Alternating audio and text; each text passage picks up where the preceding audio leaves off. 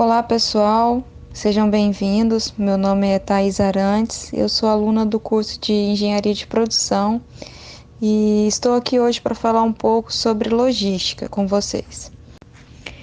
Dentro da logística, as atividades podem ser classificadas como primárias ou de apoio. As atividades primárias, elas são primordiais para atingir os objetivos da logística dentro da organização. E com isso, elas também, consequentemente, representam a maior parcela dos custos relacionados a esse setor. As atividades primárias são classificadas como processamento de pedidos, manutenção de estoque e transportes. Já as atividades de apoio, elas são atividades adicionais, que dão apoio às atividades primárias. Nas atividades de apoio, existe uma classificação que é a seguinte, que é a atividade de armazenagem e obtenção, programação de produtos, manutenção de informação, manuseio de materiais e embalagem de proteção. A empresa onde eu trabalho é uma empresa prestadora de serviços especializada em robótica submarina. E esses serviços são normalmente realizados a bordo de navios. Aqui no Brasil, nosso maior cliente é a Petrobras. E esse é um segmento um pouco diferente em termos de logística, né? Não é o que habitualmente nós encontramos nos livros, que sempre estão falando sobre a logística mais voltada para a indústria de manufatura, né? Essa área é uma área de prestação de serviços, são serviços bem específicos, então vocês vão notar que todos os exemplos que eu vou usar são bem diferentes do que normalmente nós vemos nos demais segmentos da indústria. Por exemplo, falando de transportes, que seria uma das atividades primárias na área de logística dentro da minha organização. Eu vou falar primeiro sobre transportes de materiais. As embarcações, elas chegam no porto, né, para recebimento de material a cada 14 dias. A locação onde essa embarcação vai atracar é sempre definida pelo cliente. Por isso, a nossa empresa ela recebe todos os materiais que ela precisa enviar para bordo dentro da própria base, ela consolida esses materiais e com base na programação do cliente, que é normalmente feita nas 12 horas anteriores à atracação, ela despacha todo o material que precisa ser enviado para os navios. Uma outra atividade primária relacionada à logística dentro da minha empresa é a logística de pessoal. Isso, inclusive, é um dos sistemas mais complexos dentro da organização, porque a mão de obra que vai para as embarcações para fazer com que os serviços que são prestados sejam executados, elas ficam a bordo a cada 14 dias e após os 14 dias de trabalho, a equipe precisa desembarcar para cumprir a sua folga. E essa logística para enviar a equipe para bordo e retornar a equipe que precisa ficar aproveitar da sua folga em terra, ela é bem complexa, uma vez que nós temos funcionários saindo de todo o Brasil, alguns que vêm até de fora do Brasil. Os embarques podem ser via terrestre, né, com a embarcação atracada no porto, e alguns embarques ocorrem também por aeronave. Então, a equipe vai para o aeroporto, pega um helicóptero e vai para o navio através dessa aeronave. Além desse processo de chegada no navio, tem todo o processo que antecede a isso, né? Que é a saída das equipes da sua residência, chegada à cidade onde será feita a troca de turma, tem o processo de transfer, né? Entre aeroporto ou rodoviário que venha para o hotel ou para uma base onde as equipes serão reunidas. Então, esse processo ele é bem complexo e demanda com certeza um dos maiores custos hoje dentro da organização. Bem, conforme eu comentei anteriormente, O serviço que nós executamos, ele é previsto no contrato com o nosso cliente. E a carteira de operações que podem ser executadas são sempre estudadas antes da assinatura do contrato. Em relação à execução das ordens de serviço ao longo desse contrato, ela é praticamente toda administrada pelo próprio cliente. Ele tem um representante a bordo das embarcações. Esse representante recebe a carteira de operações a serem realizadas dentro de um período e o cliente faz o levantamento dessa carteira de operações com base na proximidade das locações onde os serviços serão executados, porque dessa forma é possível conseguir economizar bastante com diesel, a própria diária da embarcação, quando as operações são feitas sempre com essa logística otimizada, né?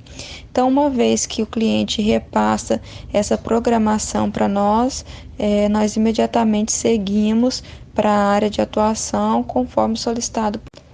Uma das atividades de apoio dentro da organização é o processo de compras, né? Esse processo, ele é bem importante para a empresa, uma vez que ele acaba se tornando complexo, já que a maioria dos materiais que são consumidos dentro do serviço que nós prestamos, eles são importados. Então, existe todo um processo de logística internacional que é realizado, desembaraço, e para que esses materiais cheguem a bordo das embarcações, de forma que não impacta, todo o processo não vem impactar dentro da execução do serviço. Uma outra atividade de apoio dentro da empresa é a etapa de armazenagem, que pela natureza das atividades da nossa empresa, ela é feita em duas etapas: a armazenagem onshore e a armazenagem offshore.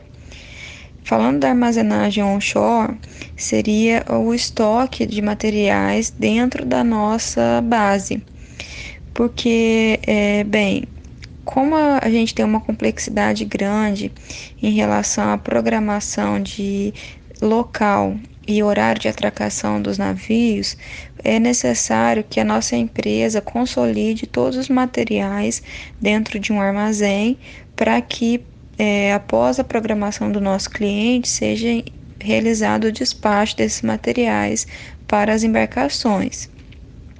Então, com isso, faz necessário que o armazém em terra ele seja um armazém grande, um espaço relativamente grande, porque são materiais destinados a toda a frota da embarcação, de embarcações da empresa, e esse armazém também ele é localizado em um ponto que é o mais comum, né, onde a maior parte seria o local mais próximo em relação aos pontos de atracação que normalmente as embarcações seguem. Então, com isso, há uma redução, inclusive, de custo com o transporte, pensando nesse local de armazenamento dos materiais. Além da armazenagem onshore, existe também a armazenagem offshore, ou seja, são os depósitos que existem dentro das embarcações para que sejam estocados os itens sobressalentes, né, peças, equipamentos que são essenciais para a execução dos nossos contratos. Enfim, o estoque dentro das nossas embarcações ele é muito importante, uma vez que a quebra de uma peça, quebra de algum equipamento em alto mar, ela precisa ser manutenida imediatamente, porque cada minuto parado da operação daquele equipamento significa uma multa que resulta em um desconto do nosso cliente na diária que é paga para a empresa.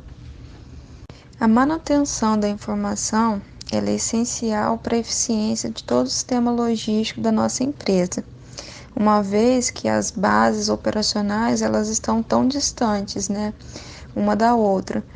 Então, a empresa conta com um sistema integrado, onde nós conseguimos ter todas as informações dos processos de compras, processos de estocagem, transportes que estão em execução no momento, quais os materiais estão indo para os navios, qual é o nível de estoques dentro da embarcação, quais são os materiais que são necessários para se manter em estoques, pois eles podem de alguma forma impactar na operacionalidade de um determinado equipamento. Todo esse sistema é integrado e ele é essencial para que a logística ela aconteça dentro da nossa empresa de forma eficiente e eficaz. Essa atividade ela foi muito interessante para que eu conseguisse visualizar, né, as questões teóricas dentro do meu dia a dia, dentro da organização onde eu trabalho. E através dessa atividade eu consegui observar como realmente as atividades primárias, como por exemplo a parte de transportes, ela tem um peso muito grande dentro do custo logístico da empresa. Assim como as atividades de apoio, que não são menos importantes, e sim são atividades que dão suporte às atividades primárias, elas também têm papel fundamental para que o sistema logístico seja administrado de forma eficiente. Nessa indústria onde a minha empresa ela está inserida, que é a indústria de petróleo e gás, a logística ela tem um papel fundamental. Uma falha de logística, por exemplo, pode causar um impacto muito negativo, desde a parada na perfuração de um poço até mesmo a produção total de uma plataforma, que custa bilhões de dólares e que a manutenção diária dela também é altíssima. Então, essa eficiência da logística, ela realmente tem muito a ver com o processo de qualidade, né? Com a eficiência da indústria, de um modo geral.